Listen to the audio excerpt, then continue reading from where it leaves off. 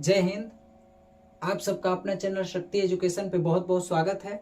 तो आइए आज हम हिंदी में समास देखते हैं कि समास किसे कहते हैं। जो 9, 10th, 11th, 12th या हर कोई एग्जाम बीए स्टेट हो, एसएससी हो, जहां से हिंदी पूछी जाती है उसमें समास का बहुत ही बड़ा रोल रहता है, पूछा जाता है। तो आप वीडियो के अंत तक बने रहिएगा और इसमें हम सभी समासों को देखेंगे जिससे आपको एकदम क्लियर हो जाए और आपको दोबारा ना पढ़ना पड़े ना देखना पड़े। ट्रिक भी बताएंगे और समास के सभी भेदों को कैसे पहचानेंगे, एग्जाम में क्वेश्चन को देखकर आंसर कैसे क्लिक करेंगे। तो आइए वीडियो शुरू करते हैं। हिंदी में सबसे पहले हम देखेंगे समास। समास क्या होता है? तो समास को हम कह सकते हैं कि समास एक संक्षिप्तीकरण, मतलब संक्षेप मतलब समझ रहे हैं ना, छोटा छोटा रूप संक्षिप्तीकरण होता है, समास कहते हैं उसको। संधि जिस तरह से हम कहते हैं कि संधि किसे कहते हैं? दो वर्णों का मेल। वर्ण का मतलब अक्षर, जैसे क ख ग घ अ तो वर्ण होते हैं, तो वर्णों का मेल जहां होता है वहां संधि होती है। जैसे विद्या धन आलय, तो यहाँ पर देखिए विद्या में ये आ का मात्रा ये आ, यानी दो अक्षर मिल करके यहाँ पर संधि विच्छेद में संधि शब्द को बना रहे हैं। और समास में क्या होता है कि समास में दो शब्दों का मेल होता है। दो शब्द आपस में जब मिलेंगे तो वहां पर होगा समास। और यहाँ पर जैसे आप ये एग्जाम्पल में देख सकते हैं रात और दिन, जैसे रात दिन तो रात और दिन, यहाँ पर शब्दों का मेल हो रहा है और संधि में अक्षरों का मेल होता है। तो आई होप आप समझ गए होंगे कि समास कहते किसे हैं, कि दो शब्दों का मेल होता है जहां पर, वहां पर समास होता है। और यही संधि की बात होगी तो दो वर्णों का जहां मेल होगा वहां संधि होती है। तो समास के मुख्यतः 6 भेद होते हैं। आइए हम देखते हैं कि कौन कौन सा 6 भेद होते हैं।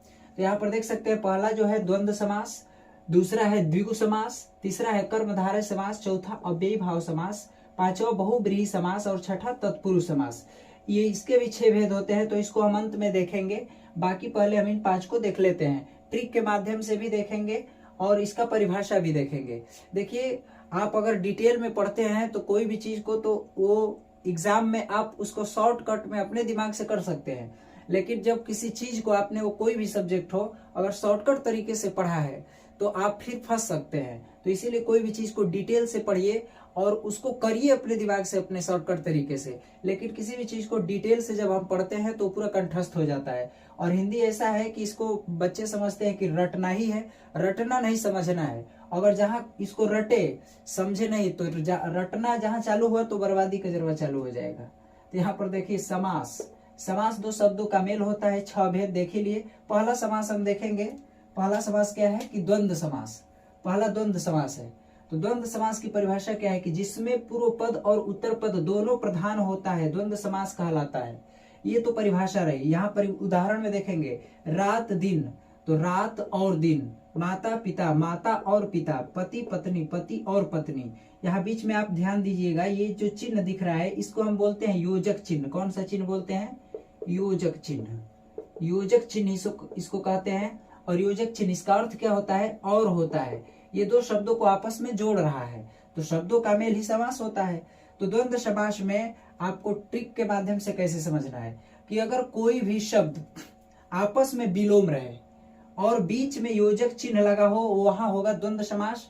आप एकदम आंसर क्लिक कर सकते हैं, देखते ही आप आंसर एग्जाम में क्लिक करेंगे कि शब्द क्या हो, विपरीत हो। जैसे रात का उल्टा दिन, बीच में योजक चिन्ह, तो द्वंद्व समास होगा। यहाँ पर होगा जैसे माता पिता, तो माता का उल्टा पिता, बीच में योजक चिन्ह, तो माता और पिता। तो इसमें हम कह सकते हैं कि बीच में योजक चिन्ह हो, बीच में क्या हो? योजक चिन्ह हो। और शब्द क्या हो? और जो शब्द हो वो आपस में क्या हो? विपरीत हो। आपस में विपरीत हो, वहां पर कौन सा समास होता है? वहां पर होगा द्वंद्व समास। वहां पर कौन सा समास होगा?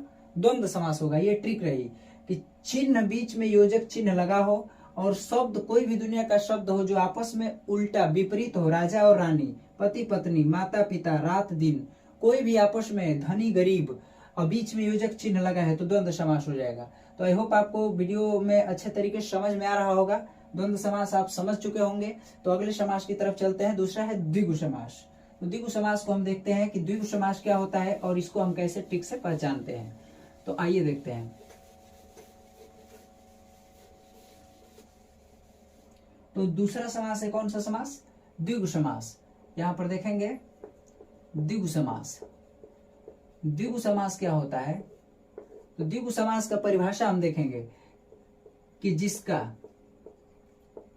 जिसका पूर्व पद क्या हो, जिसका पूर्व पद संख्यावाचक हो, जिसका पूर्व पद संख्यावाचक हो, द्विगु समास होता है। कौन सा समास होता है?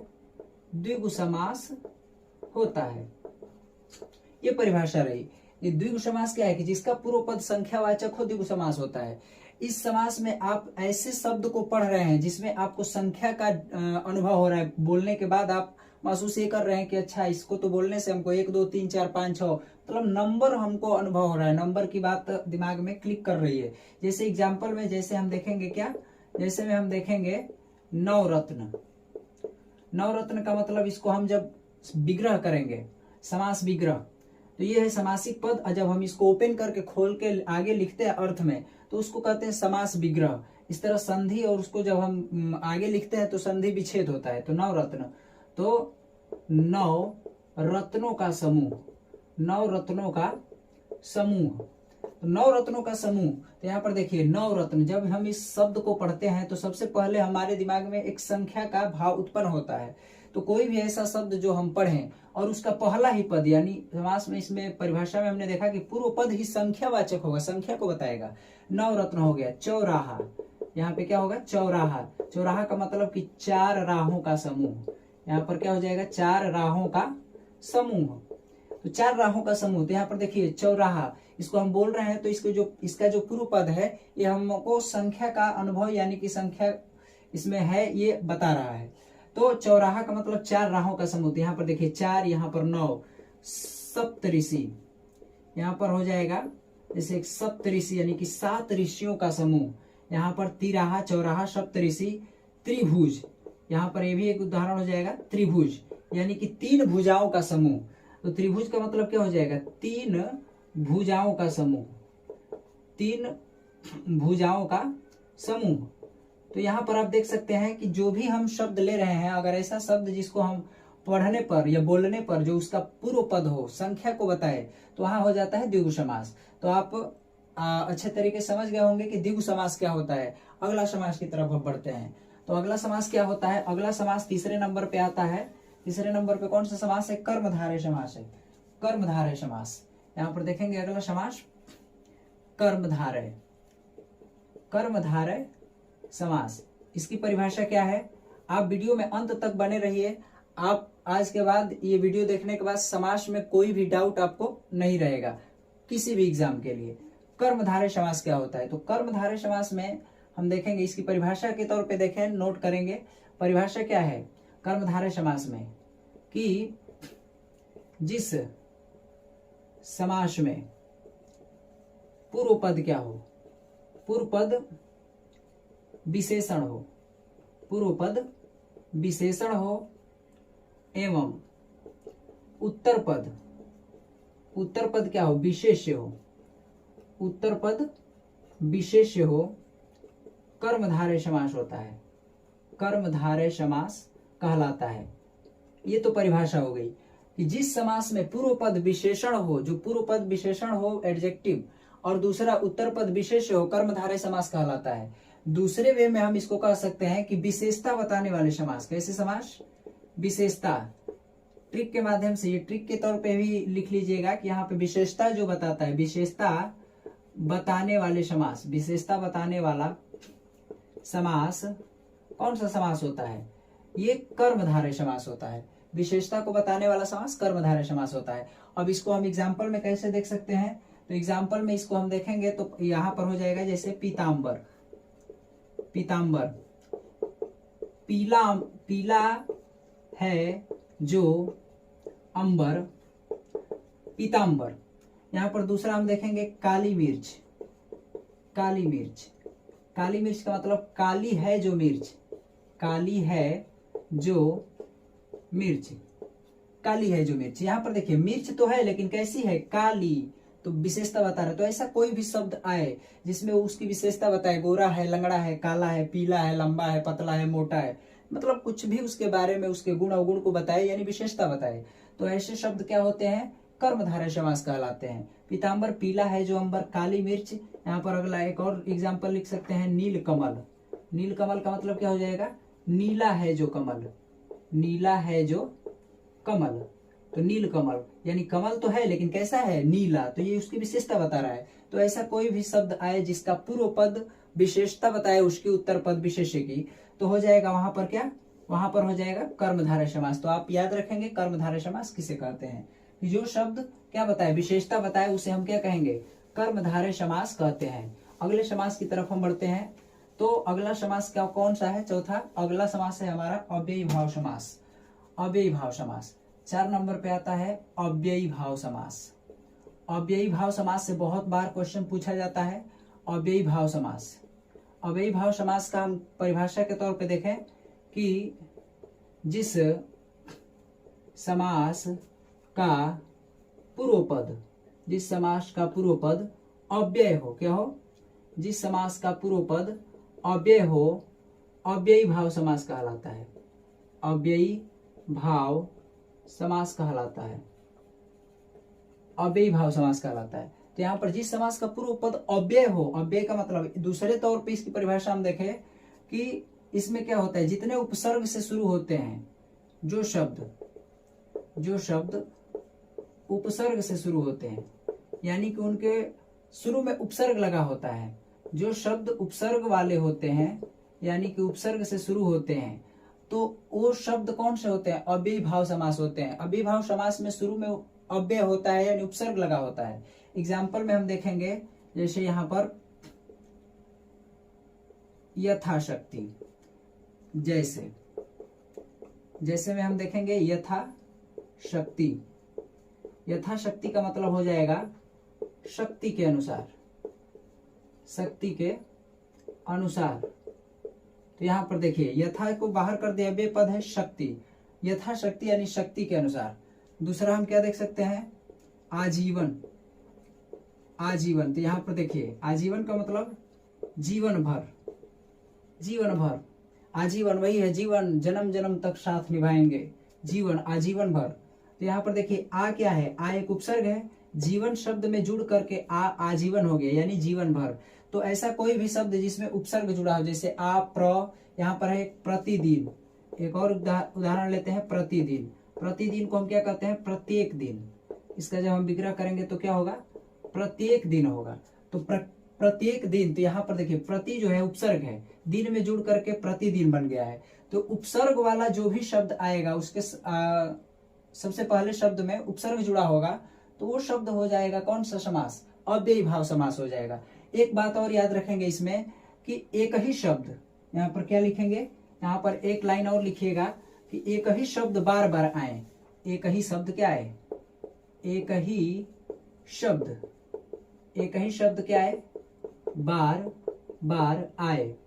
एक ही शब्द बार बार आए तो वहां पर भी अव्ययी भाव समास होगा। जैसे यहाँ पर रात रात, रात रात, दिन दिन, तो ऐसे शब्द क्या हो जाएंगे, ऐसे शब्द भी अव्ययी भाव समास हो जाएंगे।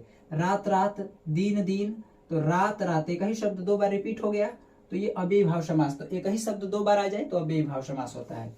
तो आई होप आपको अच्छे तरीके से समझ में आ गया होगा। अगला समास की तरफ चलते हैं, तो वीडियो में अंत तक बने रहिए। अगर वीडियो अच्छा लग रहा है तो लाइक, सब्सक्राइब, शेयर, कमेंट करना ना भूलें। अगर आगे देखिए, अगला समास है हमारा बहुव्रीहि समास, 5वां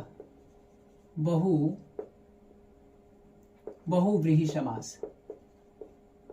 बहुव्रीहि समास का परिभाषा क्या है कि बहुव्रीहि समास किसे कहेंगे, तो बहुव्रीहि समास क्या होता है कि इसमें दोनों पदों के माध्यम से, यानी कि पूर्व पद और उत्तर पद दोनों पद मिल करके किसी तीसरे, दोनों पद के माध्यम से किसी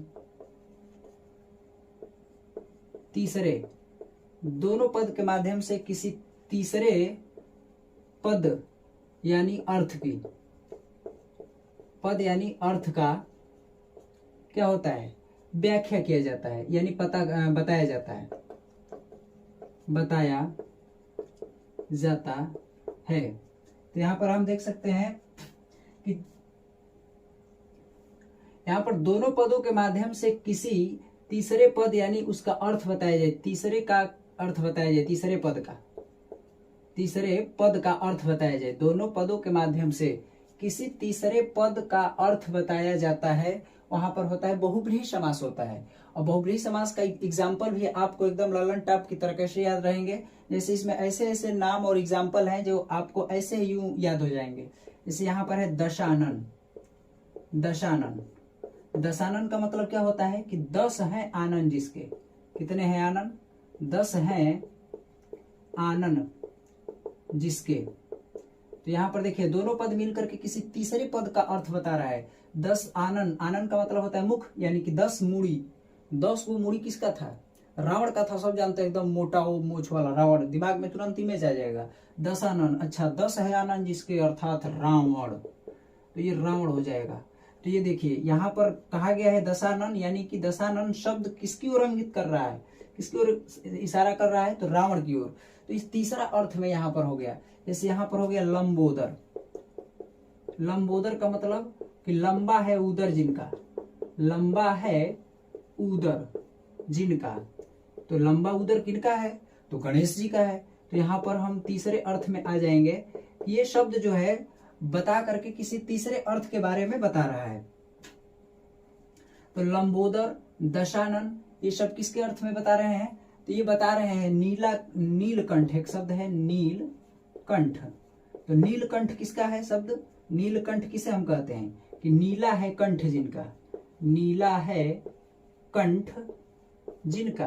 किनका नीला कंठ है, आपको याद होगा, याद दिमाग में इमेज आ गया होगा, महादेव, बम बम भोले, महादेव यानी शिव जी, शिव जी यानी कि महादेव को हम नीलकंठ कहते हैं। तो कहा जा रहा है एक शब्द में, ये शब्द बता रहे किसी तीसरे आदमी को, नीलकंठ नाम भी हो सकता है, लेकिन ये नीलकंठ, नीला है कंठ जिनका, अर्थात किसकी बात हो रही है, तीसरे आदमी से, महादेव यानी शिव जी की बात हो रही है। तो इस तरह से जो उदाहरण शब्द आएंगे वो कौन सा समास हो जाएगा, बहुब्रीहि समास हो जाएगा। यहाँ पर आप अगला समास देखेंगे तत्पुरुष समास। तत्पुरुष समास भी बहुत प्रकार 6 प्रकार के होते हैं। और ये कौन कौन से समास में किस तरह से पूछे जाते हैं तत्पुरुष समास से, यहाँ पर आप तुरंत। तो आइए आज हम अंत में देखते हैं कि ये जो तत्पुरुष समास है, अभी 5 समास हमने देखा, फिर तत्पुरुष समास क्या होता है जो अंत में ये 6ठा नंबर पर था। तत्पुरुष समास के भी 6 भेद होते हैं। इसमें हमने शॉर्ट ट्रिक के लिए लिख दिया है यहाँ पे, कर्ता ने कर्म को करण से के द्वारा संप्रदान के लिए अपादान से अलग संबंध काके की अधिकरण में पर पे। ये क्या होता है, तो ये विभक्तियां होती हैं, इन्हीं का प्रयोग, इन्हीं को हमको चेक करके बता देना होता है कि तत्पुरुष समास है और कौन सा तत्पुरुष है, इन्हीं के नामकरण पे हम इसको नामकरण में रखते हैं। सबसे पहला जो है कर्म तत्पुरुष होता है। कर्म तत्पुरुष 6 भेद जो होते हैं तत्पुरुष समास के।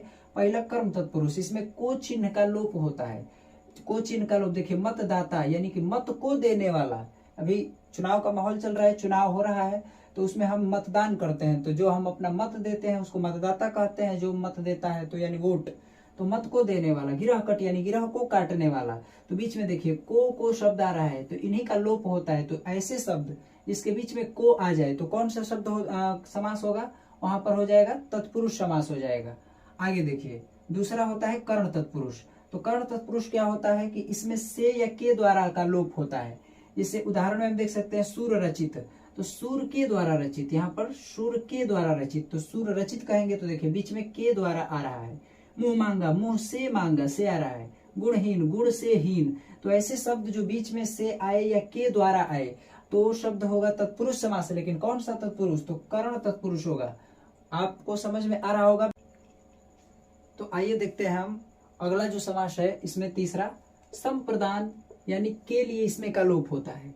अभी हमने देखा तो तीसरा है संप्रदान, तो संप्रदान में के लिए का, जैसे उदाहरण में हम देखिए हथकड़ी यानी कि हाथ के लिए कड़ी, सत्याग्रह सत्य के लिए आग्रह, युद्ध भूमि युद्ध के लिए भूमि।